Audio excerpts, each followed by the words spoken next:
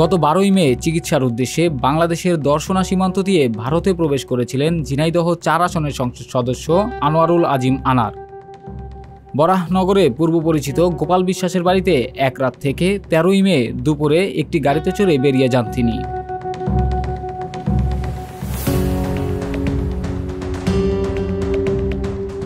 এরপর থেকেই তার সঙ্গে যোগাযোগ বিচ্ছিন্ন হয় সবার। এ ঘটনায় 18ই মে বরাহনগর থানায় একটি জিডি করেন গোপাল বিশ্বাস। 21 মে বুধবার রাতে এমপি আজিমের একান্ত সচিব আব্দুর রউফ গণমাধ্যমকে জানিয়েছেন তারা এমপি আজিম ভারতে খুন হয়েছেন বলে জানতে পেরেছেন। এ ঘটনায় নিহত সংসদ সদস্যের মেয়ে মুমতারিন ফেরদৌস ডরিন বাদী হয়ে ঢাকার শেরেবাংলা নগর থানায় একটি মামলা করেন। ভারত ও বাংলাদেশের বিভিন্ন গণমাধ্যমে এমপি আজিমকে নিয়ে একের পর এক নিউজ হতে থাকে, তবে তার মরদেহ নিয়ে সুনির্দিষ্ট কোনো তথ্য মিলছিল না।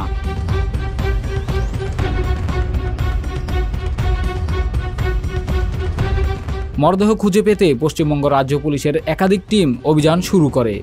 এরই মধ্যে এ ঘটনায় জড়িত সন্দেহে ঢাকায় 3 জনকে গ্রেপ্তার করে পুলিশ। এছাড়া ভারতে জিহাদ হাওলাদার নামের একজনকে গ্রেপ্তার করে পশ্চিমবঙ্গ রাজ্য পুলিশের গোয়েন্দা বিভাগ সিআইডি।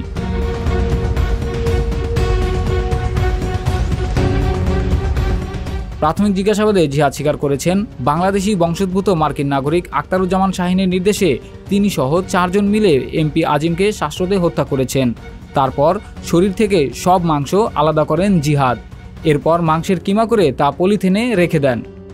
হাড়গুলোকেও ছোট ছোট টুকরা করে প্যাকেট করা হয়। পরে সেই প্যাকেটগুলো কলকাতা ও আশপাশের এলাকায় ফেলে দেন তারা।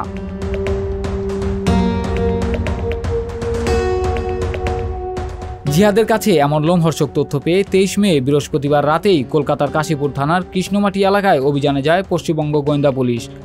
পুরো এলাকা ঘিরে ফেলেন তারা, সরিয়ে দেওয়া হয় আশপাশের লোকজনকে।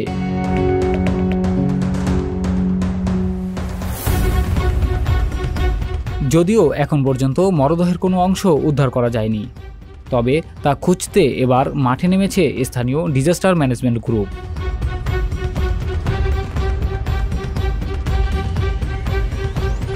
রাসেল হোসাইন, সংবাদ প্রকাশ।